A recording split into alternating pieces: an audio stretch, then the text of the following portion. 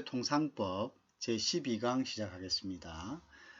지난 시간에 이어서 서비스 교육 협정의 본문 중에서 회원국의 일반적인 의무 및 규율 제2부를 계속합니다. 그 중에서 이제 6번에 해당하는 외국인 자격 인정.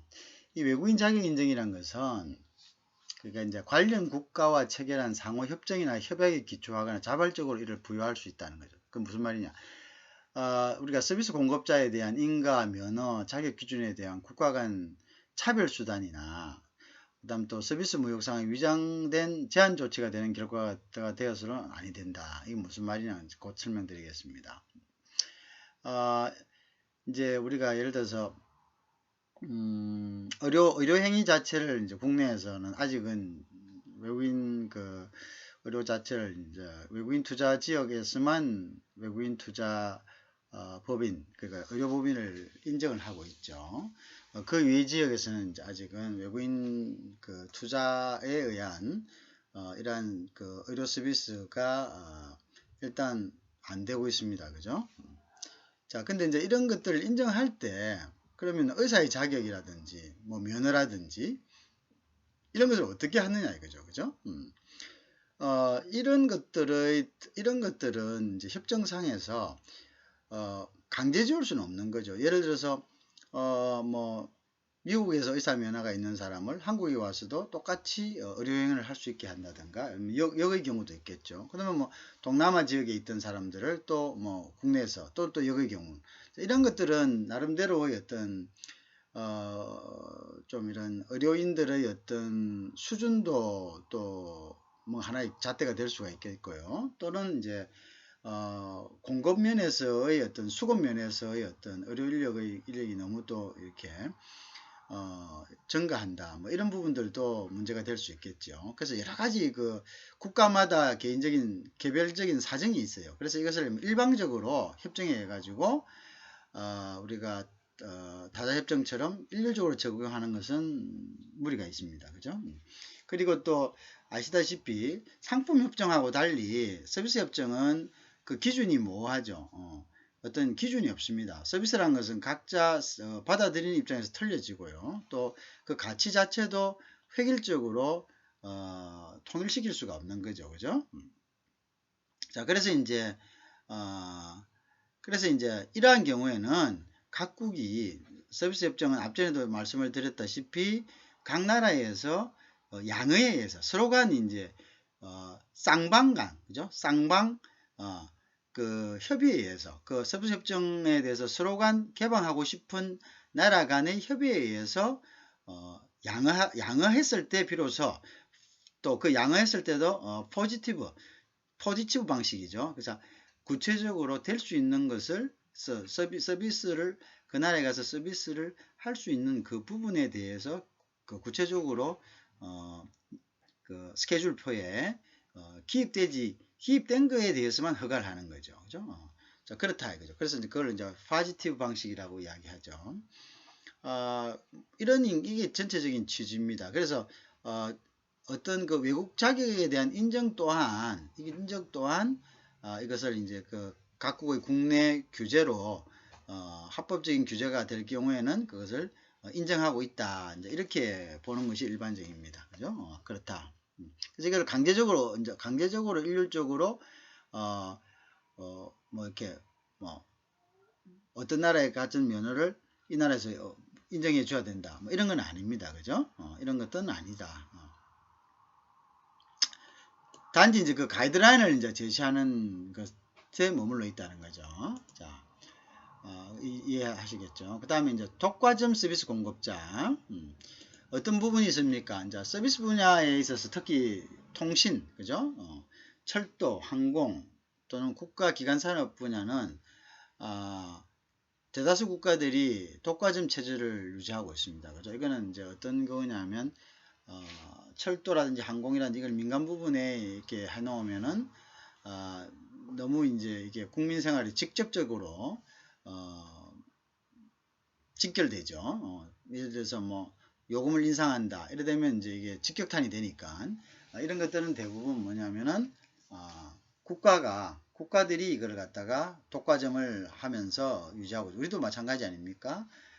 통신 분야도 좀 물론 경쟁자가 있긴 하지만 또 국가가 관여를 하고 있고요. 철도도 마찬가지고, 뭐 항공 같은 경우는 우리는 뭐 민간 항공에 일단은 이양을 해갖고 있는 상황이죠. 그렇지만 국가 기관 산업이기 때문에 이런 부분에 대해서 어떤 관리 감독은 국가가 깊숙하게 하고 있는 것이 현실입니다. 자, 이렇다 이거죠. 자, 그럼 이런 이제 독과점 서비스 공급자에 대한 뭐 서비스 교육 협정의 구성 및 내용에 있어서의 어떤 기본적인 의무 사항이 이제 어떤 거냐, 회원국의 일반적인 의무 및 규율이 어떤 거냐를 보면요. 서비스 교육에 관한 일반 협정 제8조를 보면 국내에서의 독과점 서비스 공급자를 인정하면서도 한편으로는 독과점 기업의 권리 남용에 의한 부당한 경쟁 제한을 방지하기 위한 조치를 규정하고 있다. 자, 이런 부분들도 국가가 관여하는 서비스 중에 국가의 고유한 기능, 즉 상업적이지 않은 고유한 기능은 사실은 이것은 서비스 협상의 대상이 될 수가 없다고 했습니다. 무슨 말이냐? 국가가 국가로서 하는, 예를 들어서 보건 기능 가운데 보건소 같은 거죠. 보건소. 보건소는 사실 이건 영리가 아니거든요. 상업적인 목적이 아니거든요. 그러니까 국민 건강 정진을 위해서 국가가 기본적으로 모든 국민에게 제공하는 서비스입니다. 그래서 거기에는 이제 보건소에 가면 일단 돈을 뭐 거의 안 내지 않습니까? 그죠? 공짜가 많고. 자, 이런 것을 그러면은 외국인 투자가들이, 즉 외국에서 이것도 서비스니까 개방해라 이렇게 할 수는 없다는 거죠. 그것은 서비스 협상 대상에 들지 않습니다. 일단 그것은 서로가 이렇게 뭐 어떤 대상이, 즉 논의 대상이 안 되는 겁니다. 그죠?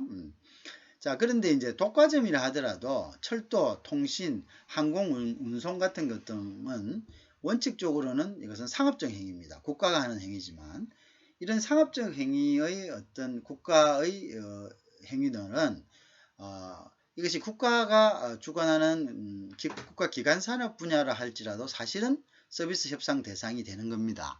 그래서 이제 이러한 것에 대해서는 기본적으로는 협상의 대상이 되지만 이것이 국가 기관 산업이기 때문에 국가가 독점적으로 이러한 산업들에게 인발부하고 있다는 것에 대해서는 인정을 해준다 이거죠. 인정을 해준다. 그래, 이건 국가의 국민 상황, 국민 경제와 직접적으로 관련이 있는 거기 때문에 이러한 부분에 대한 국가의 독과점은 어느 정도 인정을 한다. 하지만 이런 독과점 기업이 이제 완전히 진짜로 다른 어떤 외국 기업들이 진출을 못하도록 권리를 남용하든가 부당한 경쟁을 갖다가 제한을 방지를 하는 조치들을 뭐 이렇게 부당하게 막 경쟁 제한을 이렇게 뭐 못하게 한다는 거, 경쟁을 못하게 한다든지 아예 뭐 접근 자체를 못하게 한다든지 이런 것은 용납되지 않는다는 거죠. 알겠죠? 독과점을 인정을 하지만 이것도 역시 뭐 서비스 협상의 대상이다. 그래서 하려고 한다면, 다른 외국 기업들이 하려고 한다면 이 부분도 사실은 완전히 그 시장 접근이 안 될 정도로 어떤 부당한 제한을 해서는 안 된다 이런 의미죠. 그죠?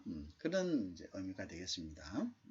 그래서 이제 그래서 우리 이제 우리 같은 경우는 또 어떤 게 있습니다. 그럼 물론 외국인 기업은 아니지만요. 우리가 이제 통신 같은 거는 원래 KT가 있었지만 SK도 있고 뭐 다른 것도 있지 않습니까? LG도 있고 그런 거 보면은 결국 뭡니까?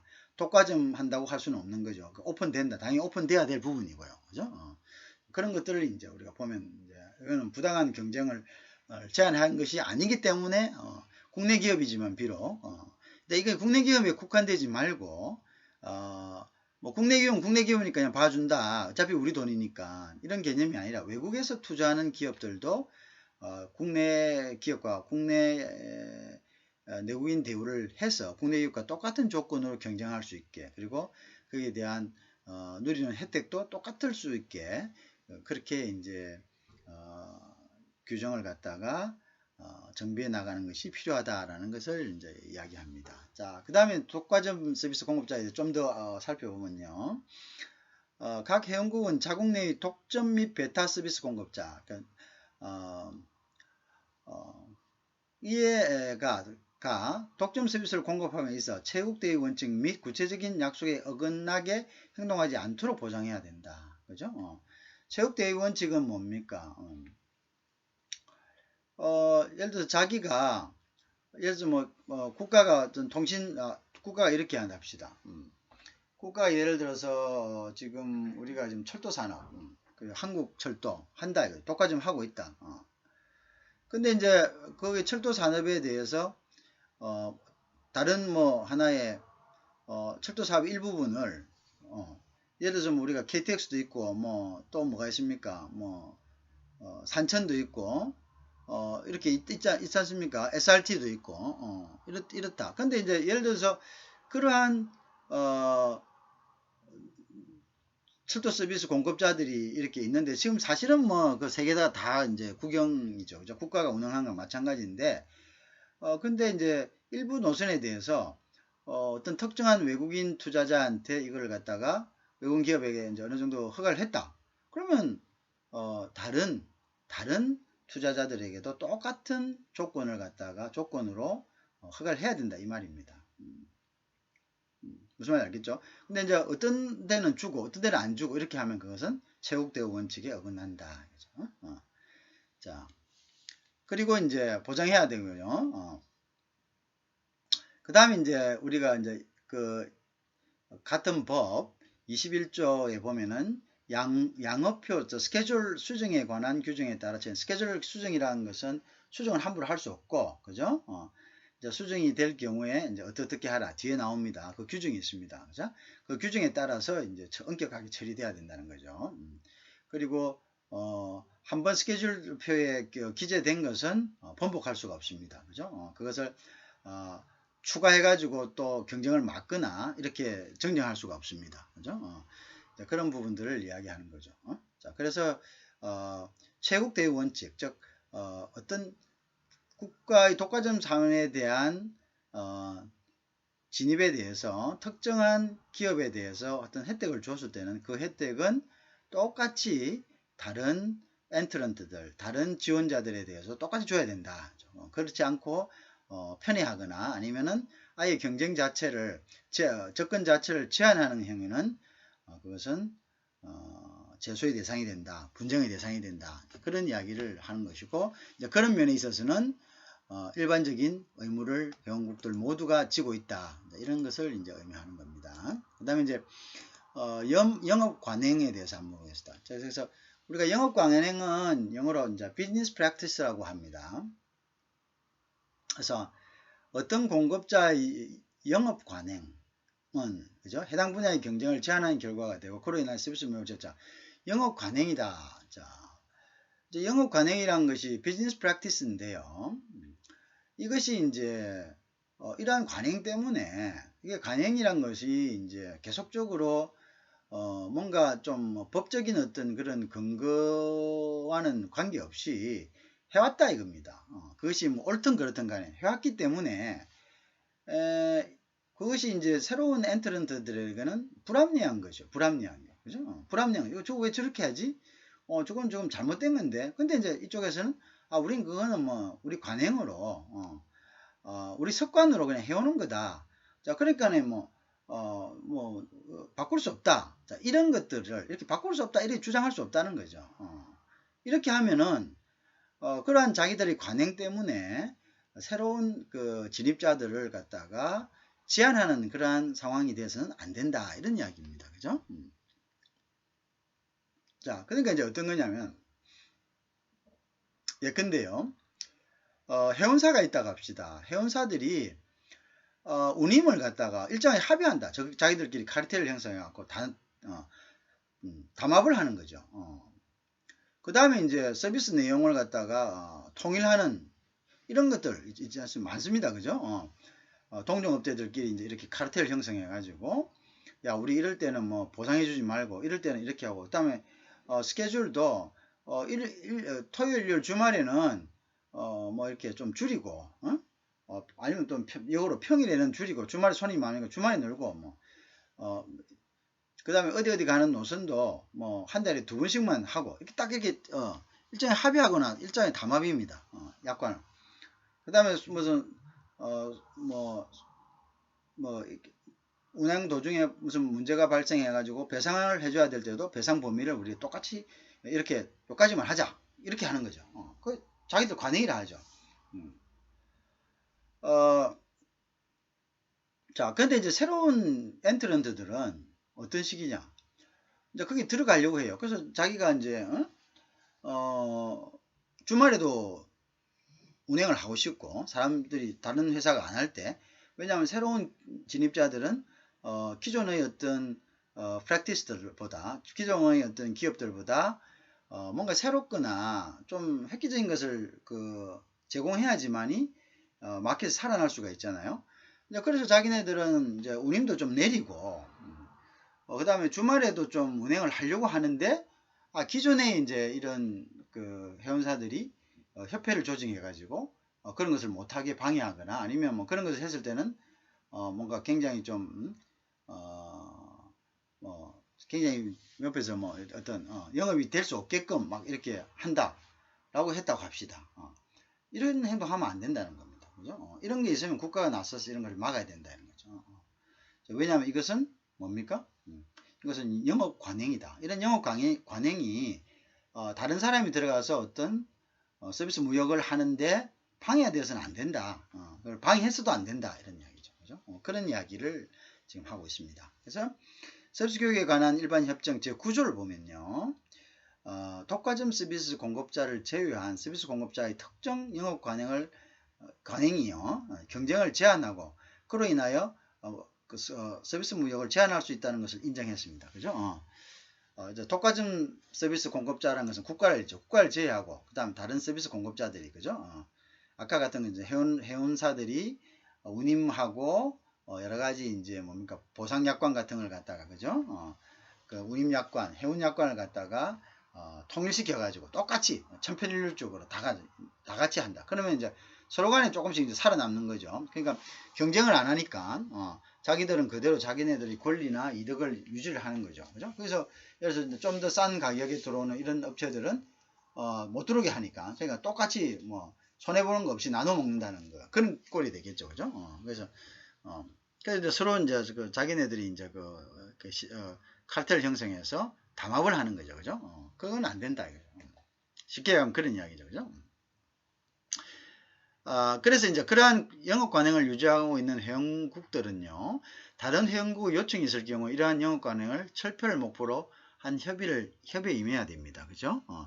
또 요청을 받은 회원국은 당해 사항과 관련된 정보 중 비밀이 아닌 정보를 제공해야 되고요. 영업 관행에서 요청 회원국과 정보 비밀을 상호 만족할 만한 협의가 있을 경우에는 정보도 제공하도록 이제 규정하고 있습니다. 무슨 말인지 이야기했죠. 이렇게 됐을 때는 영업 관행 철폐를 해야 됩니다. 그러니까 영업 관행인데 그걸 갖다가 놔둬서 새로운 사람들이 이제 그쪽에 못 들어오는 어떤 장애물이 되어서는 안 된다는 거죠. 그렇죠? 또 이제 이러한 것들에 대해서 요청을 받았다면요. 이런 정보를 또 제공해야 됩니다. 우리는 뭐 어떤 영업 관행을 가지고 있고 뭐 이런 가지고 있다. 이렇게 미리 정보를 해야 됩니다. 그래야지 이제 들어가는 사람이 그걸 알고 그죠? 이렇게 알고 들어가는 거죠. 근데 그거 뭣도 모르고 들어가는데 이게 영업 관행이다 해가지고 해버리면 어떻게 됩니까?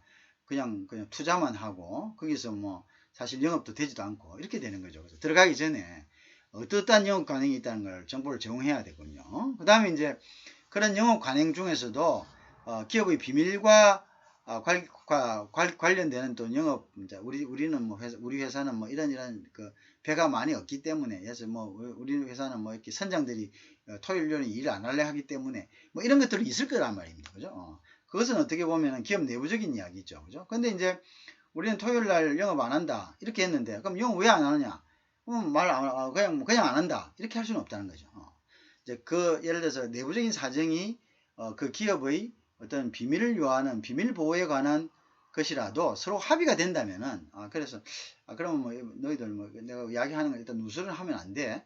그 다음에 만약에 우리나라에 들어온다면은 우리 영업 관행 우리 협회가 정해놓은 이 룰에 따라서 서로 하는 걸 약속한다면은 우리가 그 왜 그러는지 이유를 가르쳐 주겠다. 뭐 이런 거겠죠. 그죠? 그러면 이제 합의가 되면은 국내법 범위 내에서도 비밀 정보도 제공이 가능하다. 그래서 국내법이 이제 특별한 이제 안보라 여러 가지 면에서 이제 개인의 어떤 재산이나 영업 정보라도 누설하지 말아야 경우가 있겠죠. 그죠? 우리가 군수부 같은 것도 개인 회사에서 만들지 않습니까? 그죠? 그럴 경우에는 그게 자기들이 이제 뭐 함부로 자기네들 물건이라서 함부로 누설할 수는 없는 겁니다. 그죠? 그런 것들도 사실은 이제 법의 범위가 있습니다. 그것을 정보 제공에 관한 법의 범위가 있습니다. 그죠? 법이 규정해 놓은 레귤레이션들이 있죠. 그래서 그 범위 안에서 예를 들어서 이제 영업 관행 같은 것도 상대가 이제 원할 경우에는 정보를 요구할 경우에는 제공할 수 있다. 이제 이런 취지가 되겠습니다. 그죠? 자, 그 다음에 또 이제 회원국의 일반적인 의무가 이제 아까 영업 관행이 있었고요. 그 다음에 이제 긴급 수입 제한 조치입니다. 자, 긴급 수입 제한 조치는 상품에 관한 협정에서도 있었죠. 자, 우리가 이제 상품에 관한 협정에서도 그런 당연히 이제 기본적인 이제 그 규율이 있겠죠. 그 다음 서비스에 관한 협정에서도 긴급 수입 제한 조치에 관한 즉 safeguard measures에 대한 규정이 있습니다. 자, 서비스 무역 협정에 관련된 긴급 수입 제한 조치는 어떤 것이냐 하면요.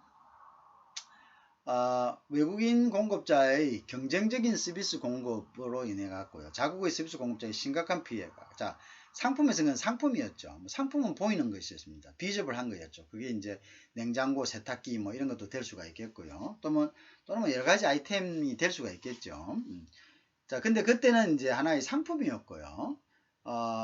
지금은 뭐냐면 서비스입니다. 서비스가 갑자기 이제 뭐 의료 서비스, 금융 서비스 여러 가지가 있겠죠. 그죠? 통신 서비스, 뭐 운송 서비스, 뭐 어쨌든 이런 서비스들 중에서 그죠? 갑자기 자국의 공급자들에게 심각한 피해를 입힐 정도로 시장을 급속하게 장악하는 경우가 있겠죠. 그죠? 이럴 때는 이제 자국사원 보호를 위해서 잠정적으로 수입 제한을 취할 수 있도록 허용되는 조치입니다. 그죠? 자, 앞에 상품에 관련한 협정에서도 긴급 수입 서비스 긴급 수입 제한 조치가 있었는데, 이 긴급 수입 제한 조치는 굉장히 엄격한 조건 하에서 발동이 가능합니다. 그죠? 왜 그러냐면, 이것이 이제 소위 하는 최국 대우가 적용이 되거든요. 무슨 말이냐? 우리가 최국 대우란 것은 어떤 특정한 국가에게 혜택을 주었으면은 다른 국가에도 똑같이 그 최고의 혜택, 어떤 특정한 국가에게 준 그 혜택을 똑같이 적용해 줘야 된다는 거죠. 역으로 이야기하면은 혜택이 아니라 불이익을 주었을 때도 똑같이 줘야 된다는 거예요. 왜 그러냐면 불이익을 받은 국가가 최국 대우 원칙을 주장하기 때문에 그러죠. 자, A라는 국가가 불이익을 받았습니다. 자, B라는 나라에 들어갔는데 하지 마라 라는 어떤 제안을 받았어요. 그래서 하지 마라는 것이 이제 긴급 수입 제한 조치를 받았다 합시다. 자, 그러면 이제 이 제한 조치를 받은 이 국가는 가만히 살펴봅니다. 살펴보니까네 자기하고 똑같은 서비스를 제공하는데 다른 나라, C라는 나라에 대해서는 긴급 수입 제한 조치를 안 한다 이 말입니다. 그러면은 이제 이 제재를 받은 B라는 국가는 A라는 나라에 이렇게 이야기합니다. 왜 최국 대우를 적용해주지 않느냐? 왜 저 사람은 계속적으로 수출하게 하고 우리는 하지 않느냐? 이렇게 되면 이제 그게 최국 원칙에 어긋나게 되죠. 그죠? 그러니까 이제 그런 말을 듣지 않기 위해서는 어떻게? 제재를 한 국가가 있으면 다른 나라도 다 똑같이 제재를 해버리는 거죠. 그러면 이제 그게 부담이 되는 겁니다. 제재국의 입장에서. 왜? 제재국 입장에서는 많은 적을 만들거든요. 그럼 그 사람들은 그 제재를 받은 많은 나라들이 또 어떻게 됩니까? 자기 나라에 가가지고 이 제재를 한 A국의 어떤 상품이나 서비스를 어떻게 한다고 또 제재를 하겠죠. 그래 되면 그 손해가 굉장히 커집니다. 그죠? 그래서 이제 수입 제한 조치는 상품 무역이든 서비스 무역이든 아주 신중하고 엄격합니다. 그 발동 조건도 굉장히 엄격하게 되어 있습니다. 그죠? 자, 그래서 이제 그래서 이제 이거는 이제 사실은 가트 19조에서 인정하고 있는 조치였는데요. 서비스 교육 협정에서도 도입을 한 것입니다. 그래서 긴급 수입 제한 조치에 대해서는 앞에서 우리가 어느 정도 설명을 드렸습니다. 그죠? 같은 거죠. 그죠? 자, 그래서 이제 서비스 무역은요.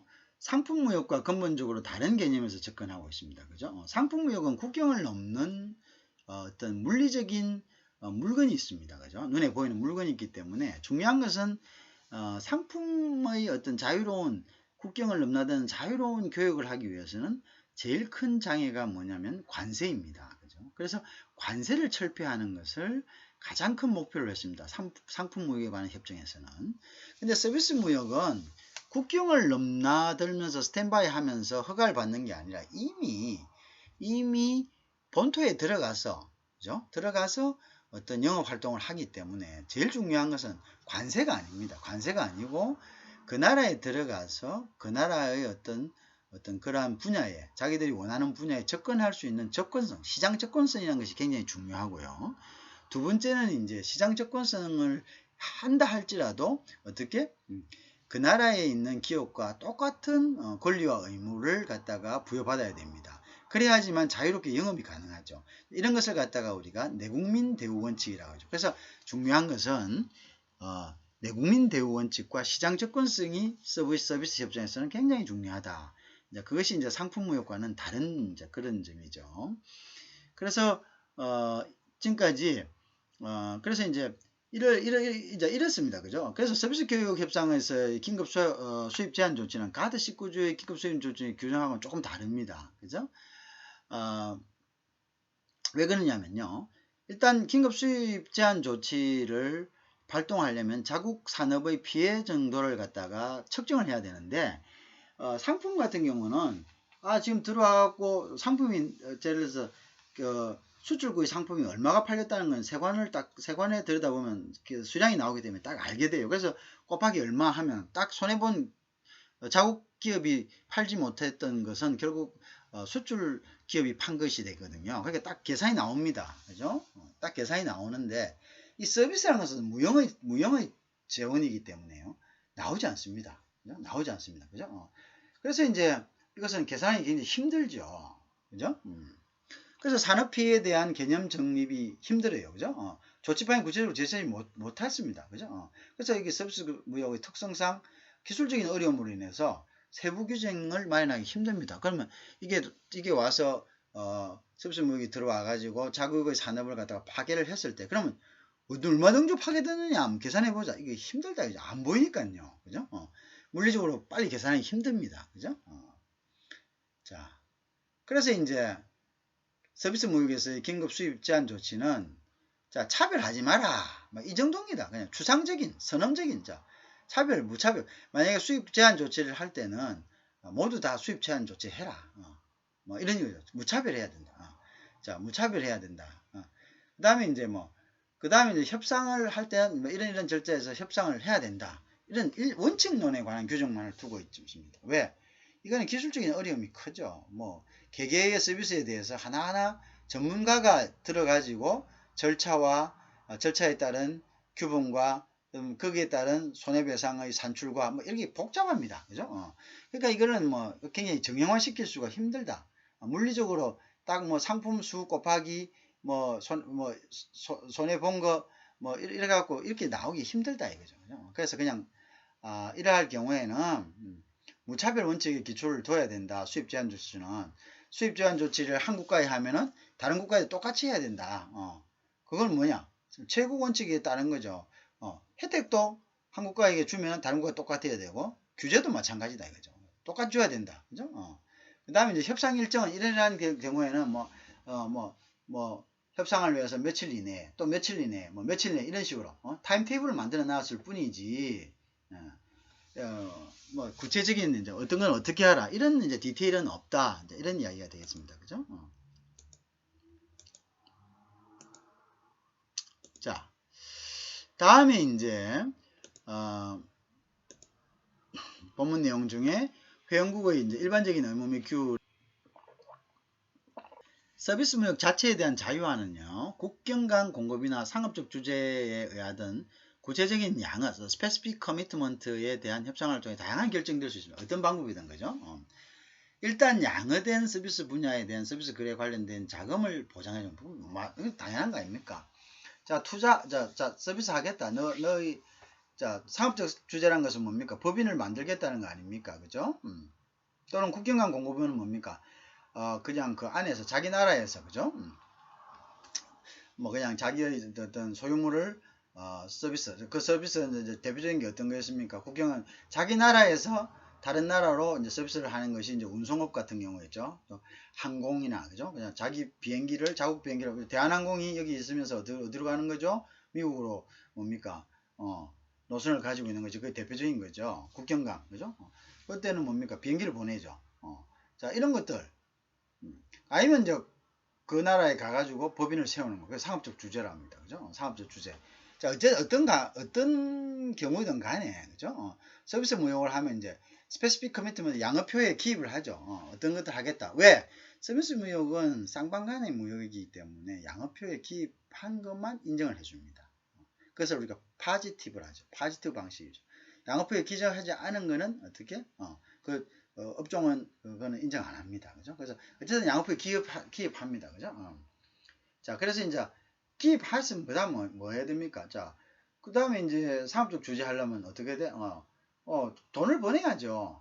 회사 설립을 위한 돈을 보내야죠. 그러면 돈을 보내는데 그 돈 보내는 걸 갖다가 옛날처럼 자유화하지 않았다면 어떻게 되면? 그러면 회사 설립이 안 되는 거죠. 그죠?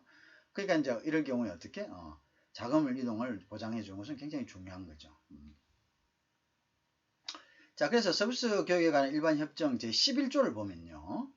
자, 서비스 거래에 수반되는 또는 전제 조건으로 필요한 자금을 갖다가 지급하거나 이전, the payment and transfer에 대한 의무를 규정하고 있습니다. 이거는 반드시 보장해 줘야 된다.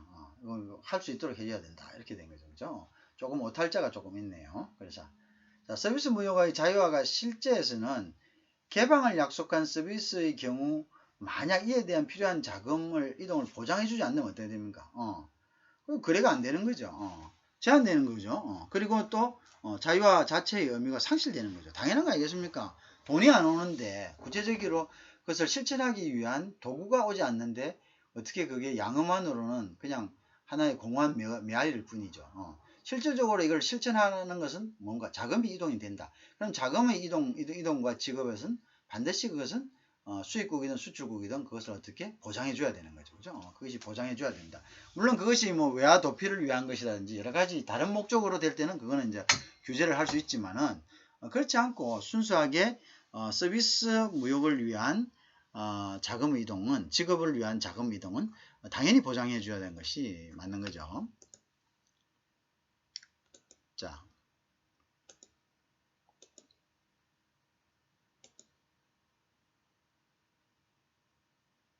자. 또 하나가 더 넘어와 버렸네. 그죠?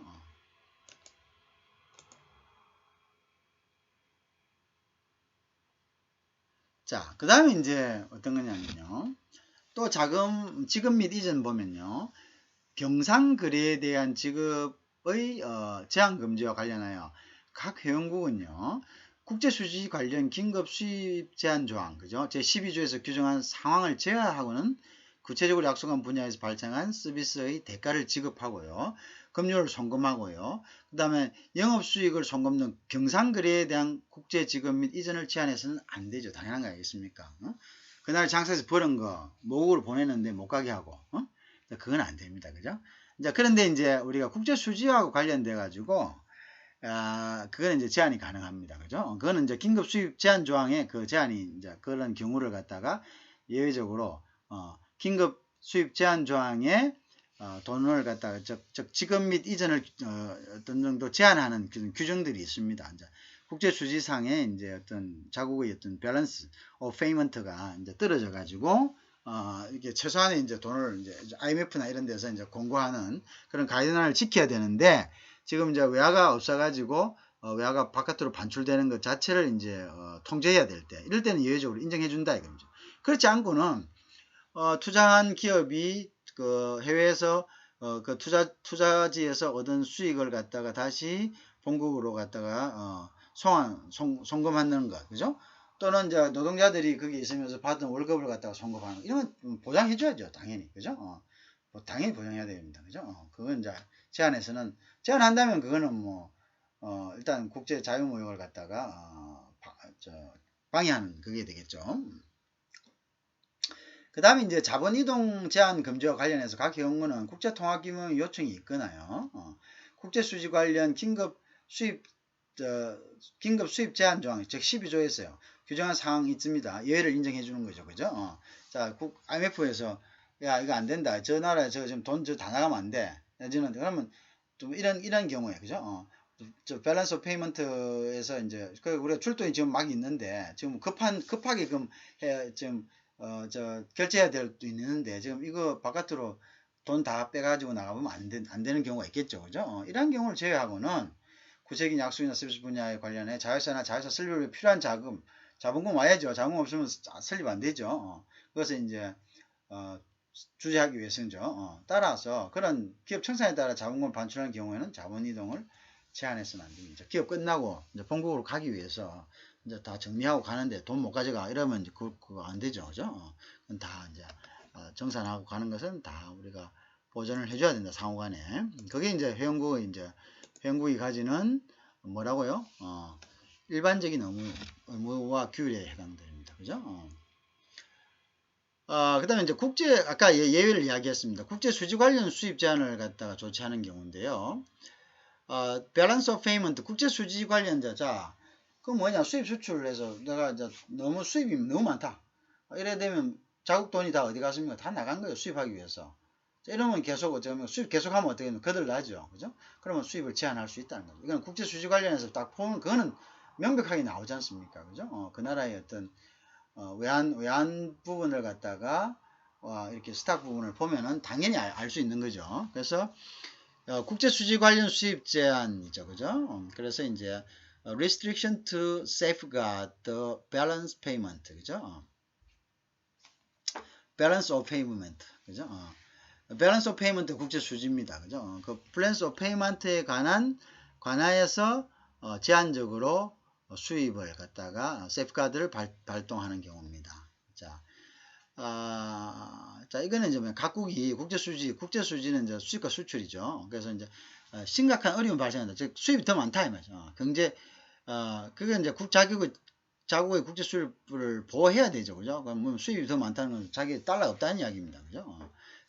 자, 그러면 이제 이럴 경우에는 수입을 제한해야죠, 그죠? 서비스 대금의 지급을 제한하는 적절한 조치를 취할 수 있다. 자, 왜 돈이 지금 없으니까 당장, 그죠? 일단 돈을 갖고 있어야죠. 안 그러면 뭐가 됩니까? 디폴트가 나니까요. 이 제도는 원래 가트 12조의 각 회원국의 국제수장 어려움을 발생하는 경우 예외적으로 수입 제한 조치를 허용한다. 예외적으로 허용하는 겁니다, 그죠? 예외적으로 허용한다. 자, 예외는 항상 있습니다. 앞전에도 여러 번 얘기를 했습니다. 자, 이 제도는요, 국제수지 관련 수입 제한 조치를 이야기하는 겁니다. 가트 제12조에서 각 회원국이 국제수장 어려움을 발생하는 경우를 예외적으로 수입 제한 조치를 허용하는 제도라고 이야기했습니다. 자, 그래서 이제 이런 경우는 상품무역에서 똑같이 서비스 협정에서도 허용되고 있습니다. 그죠? 그렇지만 이러한 것들이 남용되지 않도록 일정한 작동 요건을 갖다가 하고 있죠. 왜? 이것도 계속 남용하면 야, 우리 뭐 돈 모자라 안 돼. 이렇게 계속 하면은 꽃놀이처럼 부르면 어떻게 됩니까? 이것도 결국 보호무역주의고 이것도 무역장벽에 해당되는 거죠. 그걸 상습적으로 이용할 수가 있겠죠. 그래서는 안 된다. 그러니까 우리는 어떻게 해야 된다?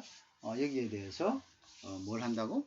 규제를 갖다가 엄격한 규정을 갖다가 적용해야 된다. 발동 조건을, 적용 조건을 엄격하게 적용해야 된다.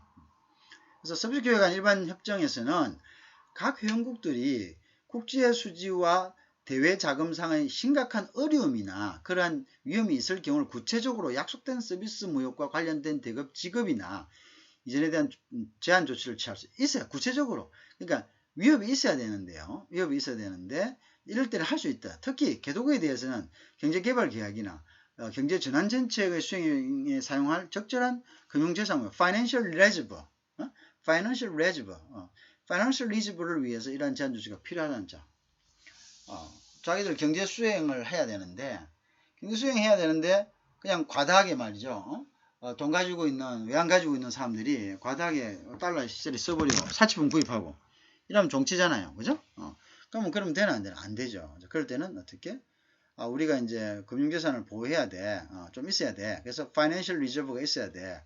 이럴 때는 이제 수입은 이제 금지할래. 자, 우리 사정 봐라. 우리 완전 거의 뭐 빈 털털이 다 됐다. 이럴 때는 이제 제한할 수 있다 이런 이야기죠, 그죠? 예외적인 거죠. 예외적인 거다. 이해하시겠죠? 예외 없는 것은 없습니다, 그죠? 예외 없는 것은 없다. 자, 국제수지 관련 수입 제한 조치 아까 했죠. 같이 좀 계속되는 겁니다. 근데 이제 이런 조치 남용하면 됩니까? 안 되죠.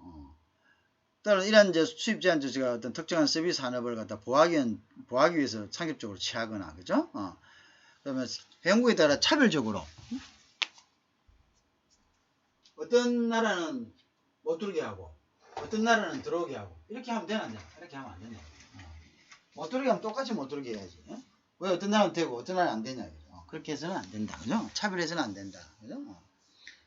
또한 IMF 협정 규정들과도 일치해야 됩니다. 다른 회원국이 상업적이나 또는 경제적, 금융상의 이익을 다른 회원국들의 어떤 이런 이익들을 불필요하게 침해해서는 안 됩니다. 그것이 이제 IMF와의 협정이죠, 그죠? 일정 기간 동안 한시적으로 유지해야 되고요. 한시적으로만요. 계속하면 안 되죠. 그 다음에 상황의 진전에 따라 점진적으로 이를 철폐하고 제한해야 된다. 철폐해야 된다고 제한하고 있습니다. 알겠죠? 마찬가지죠. 그냥 계속 두면 어떻게 됩니까? 그걸 완전히 보호무역주의가 되는 거죠. 그럼 다른 나라도 다 그렇게 하겠죠? 그러면 정상적인 자유무역이 형성되기가 힘들겠습니다. 그죠? 그래서 이런 것들도 좋다.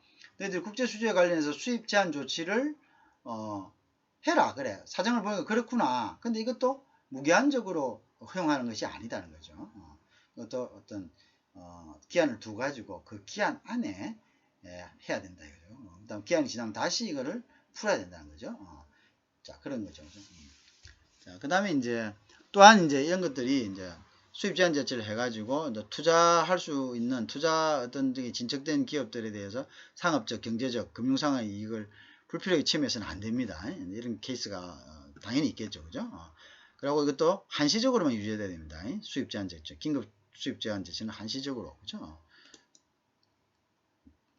자.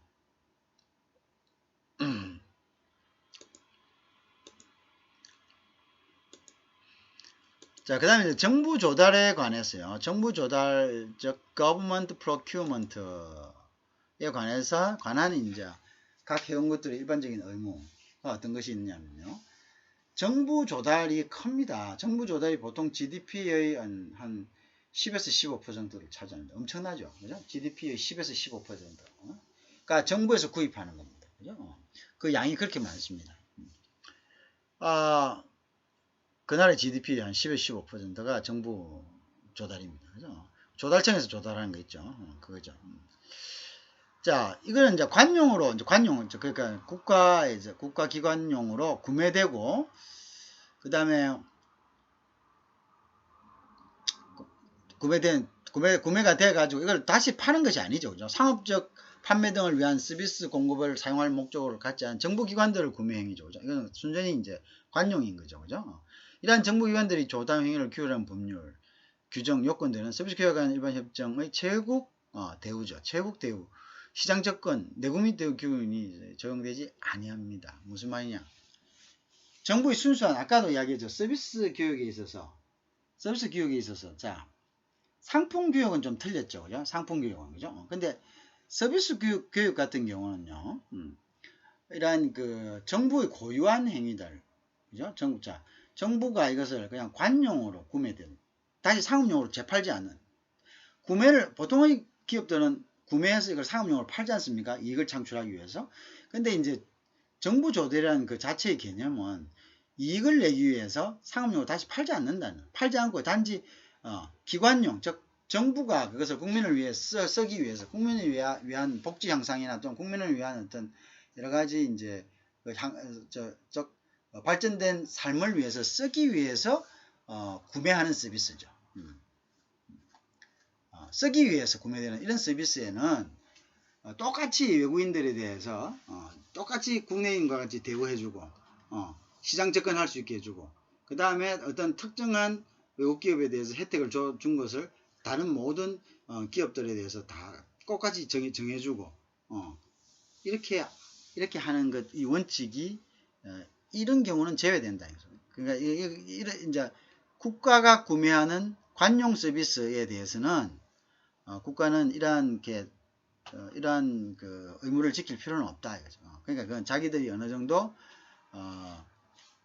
배타적으로 해도 상관없다는 이야기입니다. 외국 기업에 대해서. 그죠? 그런 이야기가 되겠습니다. 자, 그런데 이제 그러면 전적으로 그러면 이런 정부 조달 서비스, 정부 조달 그 서비스에 그럼 민간 기업들, 즉 외국 기업들이 그러면 참여를 할 수 없느냐, 배제되느냐 그러면 그건 아니다 이거죠. 왜냐하면요, 공개주의 일단 공개는 해야 된다.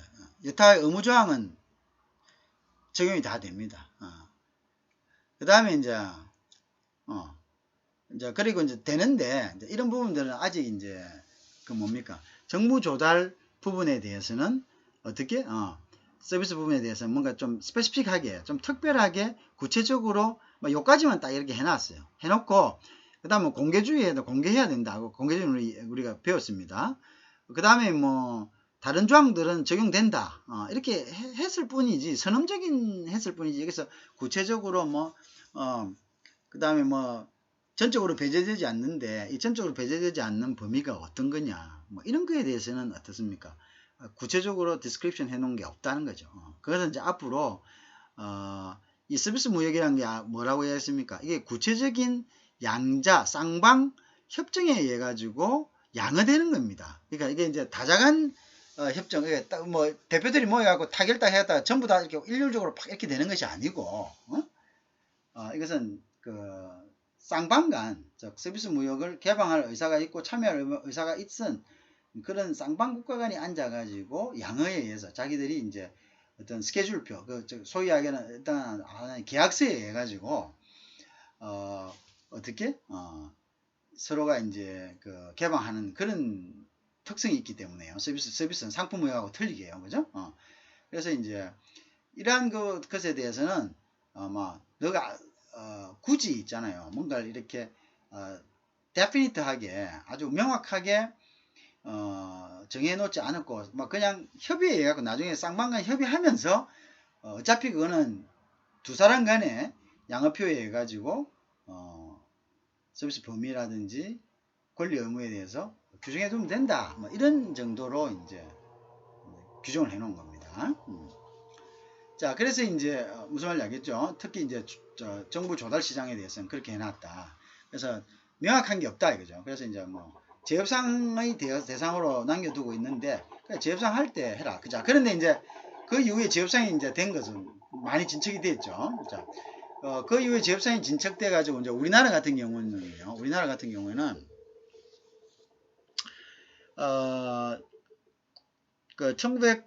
1995년에 이제 WTO가 이제 창설이 됐는데요. 97년부터 우리나라는 정부 조달 시장을 개방했습니다. 이거는 이제 결국 뭡니까? 각국이 이제 어떤 그래서 이제 97년에 1월에 발효가 되었고요. 그 다음에 2016년 1월 14일경에 다시 개정을 해서 협정이 발효가 되어 있습니다. 자, 그래서 이거는 이제 우리나라도 이제 조달 시장이 이제 정부 조달 시장이 개방되었다 이렇게 이제 보시면 되겠네요. 그죠? 자, 요거는 이제 다른 나라는 또 안 된 경우도 있겠죠. 그죠? 그래서 어쨌든 그거는 이제 재협상의 과제로 남겨두었었다. 원래의 WTO 어떤 의정서에는 그렇게 되어 있다는 이야기죠. 그죠? 그래서 이 정부 조달에 대한 WTO의 의정서에 있어서 일반 회원국들의 이제 의무조항에서는요, 구체적으로 이제 정부 조달 협정의 기본적인 개념은 뭐냐, 세계 무역 자유화의 확대다라는 취지를 이제 분명히 하였고요.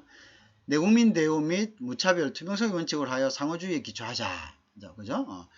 그 다음에 이제 내국민 대우 해주겠다. 무차별 투명성 원칙을 하겠다. 다 이제 우리는 벌써 이제 그거 개방하면서 다 이렇게 내국민 대우 합니다. 국내 기업과 외국인 기업이 똑같이 이제 입찰에 참여할 수 있습니다. 같은 조건으로서요. 조건으로서 할 수 있다. 무차별하고 투명하다. 그죠? 개발 대상국의 배려 및 분쟁 해결에 관한 국제적 절차 등을 자, 개방도상국도 마찬가지입니다. 개방도상국 같은 경우는 예외를 인정해 줘야 되겠죠, 그죠? 뭐 무조건적으로 그냥 개방해라 뭐 이렇게 하면은 하나라도 자국 기업 예약한 자국 기업들이 납품하고 돈을 좀 벌어가야지 다시 경제가 순순한되고 고용도 있고 이렇게 할 건데 외국 기업이 만약 그거 하면 쏙 빼가지고 어딜 갑니까? 뭐 물론 다 그런 건 아니지만은 여러 가지 긍정적인 효과가 있습니다만은 일단은 뭐 자금이 어디로 뭐 본국으로 가잖아요, 그죠? 외화가 일단은 국내에 머물러 재투자되는 경우도 많지만 일단은 근본적으로 어떻게 본국으로 가는 거죠. 그래서 이제 이러한 것들에 대한 국제적 절차, 이런 것들에 대한 이제 개발도상국 같은 경우는 이제 이러한 배려를 해놓고요. 또 이러한 경우에 분쟁이 일어났을 경우에 이제 WTO 특징이 분쟁 해결 절차가 마련되어 있다는 거죠. 그래서 가타하고는 틀린 점입니다. 그래서 절차들을 명시해 놓고요. 정부 조달 시장의 회원국들은 보통 이제 2020년대 약 47개국입니다. 자, 그래서 이제 여기에는 EU가 27개국이 기본적으로 들어가 있고요. 한국, 일본, 홍콩, 대만, 싱가포르, 캐나다, 미국, 그 다음에 알루바라는 데 네덜란드 영인데요. 그 다음 아이슬란드, 그 다음에 노르웨이, 스위스, 리덴슈타인, EU 있죠. 쭉 있겠죠, 그죠? 그래서 하여튼 이런 나라들은 모두 어떻게 정부 조달 시장을 오픈한 나라들입니다, 그죠? 정부 조달 시장을 오픈하면서 내국민 대우와 무차별 투명성 원칙을 적용을 다 한 거죠, 그죠? 자, 그래서 이제 우리 정부 조달 같은 거면요. 그 WTO에서 정부 조달 제협상 우리가 2016년 1월에 했는데요. 그래서 이제 정부 조달 협정 개정 합의문을 2011년 12월에 타결을 했고요. 그래서 이제 회원과 발효가 이제 우리가 14년 4월에 됐었습니다. 그죠? 근데 우리가 이제 재협상을 이제 16년 1월에 했습니다. 그죠? 그래서 미국 같은 경우는요. 상호주의를 적용했습니다. 우리나라에 대해서 지방 공기업 건설 서비스를 1500만 SDR로 하자. 1200 SDR로 하자. 그까지부터는 우리가 이제 참여할 수 있도록 하자. 그죠? 그렇게 이야기했죠. 그래서 이제 중앙정부, 지방자치단체 공기업 조달시장 개방 범위를 갖다가 상호주의에 해가지고 이제 협의를 해서 재협상을 했습니다. 그죠? 그 협상 테이블은 다 이제 우리가 일반적으로 볼 수 있습니다. 이제 여기서는 이제 그거 너무 집착하는 것 같아서 그건 또 별도로 그런 부분에 대해서는 조금 관심 있는 분들은 보면 되겠습니다. 그죠? 자, 그래서 이제 SDR이라는 것은 IMF의 특별 인출권인데요. Special Drawing Right입니다. 그래서 이제 IMF는 여러분들 아시다시피 국가의 은행입니다. 국가가 똑같이 IMF한테 저금을 합니다. 저금을. 그 저금을 하고 그 저금 받은 은행인가 똑같죠. 국가가 돈이 필요할 때는 IMF 저금해놨다가 그 저금해놓은 액수에 비례해가지고 담보를 해가지고 대출을 받습니다. 그죠? 일반 대출 받고 특별 인출권이라는 것은 IMF에서 이제 재정적으로 이제 이렇게 이제 힘들 때 이제 그것을 이제 어떤 기본적인 그거하고 틀리게 뭡니까? 이제 우리한테 구조금융 해주는 거 있죠? 구조금융 해주는 거. 이제 그걸 이야기를 하는 겁니다. 그죠? 자. 그래서 우리는 벌써 조달시장이 개발됐다. 그죠? 그래서 이제 지금 2020년 기준으로 해가지고 정부 조달시장이 무차별적이고 내국민 대우의 원칙이 적용돼서 개방된 데는 47개국이 있다라는 것을 이제 여러분들이 기억하면 되겠습니다. 그렇지만 이제 다른 나라들에 대해서는 원래 1995년에 WTO가 만들어질 당시에는 그것은 이제 재협상, 기본적인 선언적인 것들, 일단은 그것이 서비스 무역, 서비스 협정의 대상이 되지 않는다. 왜? 그것은 관용적이기 때문에, 즉 국가에서 사용하는 것이기 때문에, 정부 고유의 어떤 목적에서 사용되기 때문에, 그거는 이제, 어떤 서비스 개방 대상이 되지는 않습니다. 라고 규정을 했죠.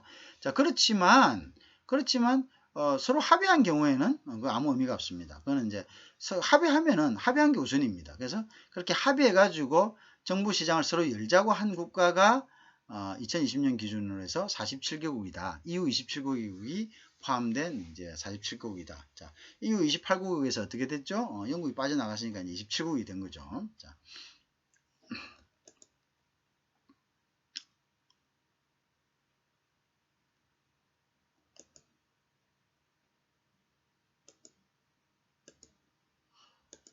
자, 그 다음 볼까요? 그 다음에 이제 우리가 또 지켜야 될 것이 있습니다. 어떤 것이냐면요. 회원국 일반적인 의무 중에 일반적인 예외를 인정해야 된다는 거죠. 그래서 일반적인 예외가 뭐냐? General exceptions. 자, 이건 뭐냐면 무역 자유화 대원칙입니다. WTO는 일정한 경우에는 자, 그 나라의 공중도적, 그 나라의 도덕이 있을 겁니다. 문화가 있을 겁니다. 그 나라의 공공질서, 그 다음에 회원국의 공공질서, 그 다음에 국가안보, 국가주권, 국가 생존에 관한 문제에 관해서는 회원국이 의무조항 중, 지금까지 의무조항 쭉 있었죠. 그죠? 일반적인 의무. 이 조항 중 일부든 전부에 대해서 적용 배제를 갖다가 요구할 수 있고 그 예외를 인정해 줄 수가 있습니다. 그죠? 나라가 망할 판이고 위협을 방할 판인데 예를 들어서 WTO의 어떤 그 규정이 그렇게 그거보다 앞설 수는 없는 거죠. 그죠? 그래서 그런 경우에는 반드시 일반적인 적용, 즉 예외를 인정해 줘야 된다. 자, 가트 20조와 21조는 공중도정과 그다음에 공공질서를 보호, 인간, 동식물의 생명 및 건강 보호 등을 위하여 필요한 경우에는 어떻게? 정부의 수출입 제한을 허용한다. 이렇게 해놨습니다. 반면에 이 규정을 남용을 방지하기 위한 장치를 동시에 마련하고 있습니다. 그죠? 가트 20조와 21조에는 일반적 예외 조항을 인정하고 있습니다. 무슨 말인지 이해하시겠죠? 자, 그 다음에 이제 그래서 서비스 교육에 관한 일반 협정에서도요. 가트의 취지와 같은 일반적 예외에 관해서 제14조 1 유사한 규정을 두고 있습니다. 그죠? 협정 이외에도 경제통합, 지금까지 배웠죠? 그 다음에 긴급 수입 제한 조치, 국제수지에 관련 수입 조치, 정부 조달에 관해서는, 그죠? 요 부분, 경제통합, 긴급 수입 제한 조치, 국제수지, 경제통합도 그 예외를 무조건 막 하는 것이 아니죠. 후진국 같은 경우는 예외를 인정해 줬죠. 그 다음에 긴급 수입 제한 조치도 마찬가지고 국제수지 관련 수입 조치, 정부 조달에 관해서는 무역 제한을 허용한, 무역 제한은 뭡니까? 예외적으로 이런 부분에 대해서 일반적인 조항 적용을 배제해도 적용하지 않아도 하기 싫다, 안 할 거다 하고 이렇게 해도 그것을 눈 감아주는 허용하는 예외 조항을 두고 있습니다. 그죠? 그래서 우리가 이제 이 부분들 경제통합, 긴급 수입 제한 조치, 국제수지 관련 수입 조치, 그죠? 그다음 정부 조달, 요 관해서는 이제 예외 조항이 인정된다는 것을 여러분들이 잘 이해를 해야 됩니다.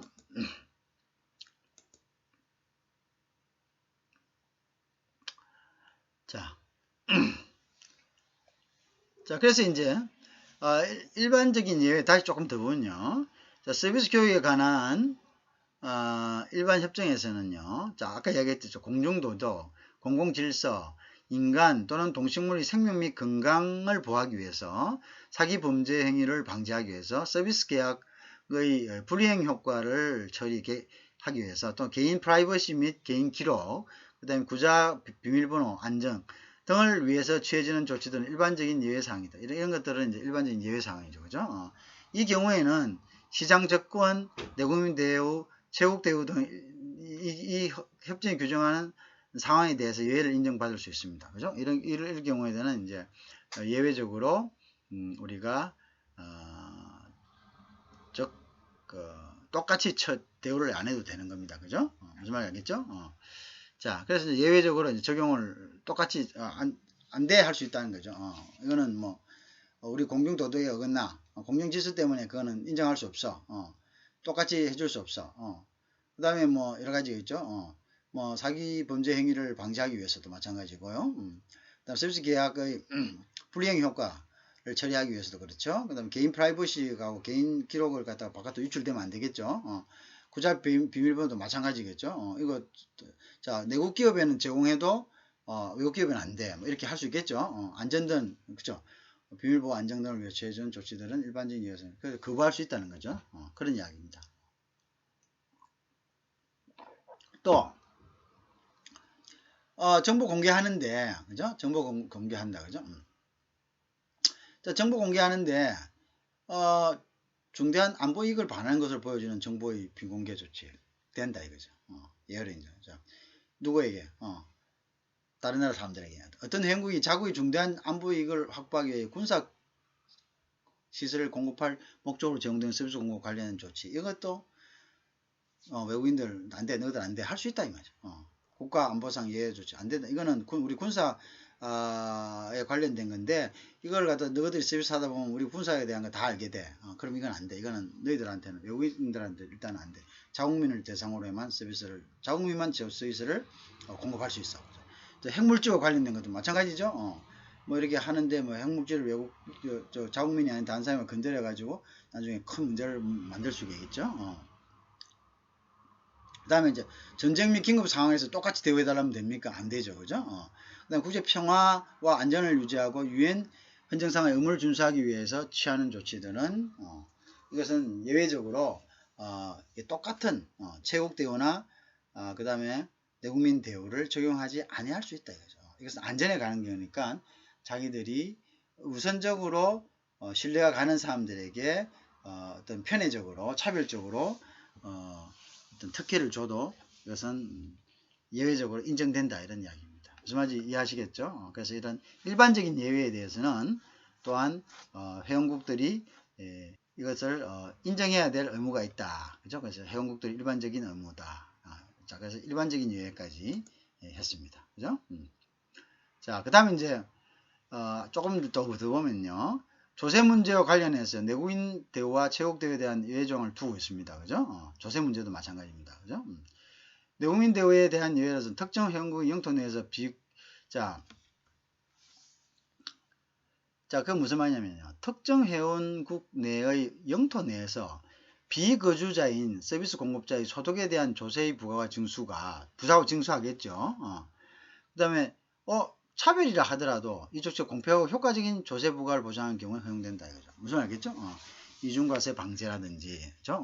그래서 아니면 이제 봐서 왜 저 사람들은 조세 안 붙이 나는 줍니까? 그거는 우리가 봤었을 때 조세 문제는 그렇게 하는 것이 형평성이 맞고 이게 어긋나지 않는다 이렇게 볼 때는 그것은 예외적으로 차별을 둘 수 있다 이런 이야기입니다. 그런 것입니다. 자, 12강은 여기까지 강의하도록 하겠습니다. 고맙습니다.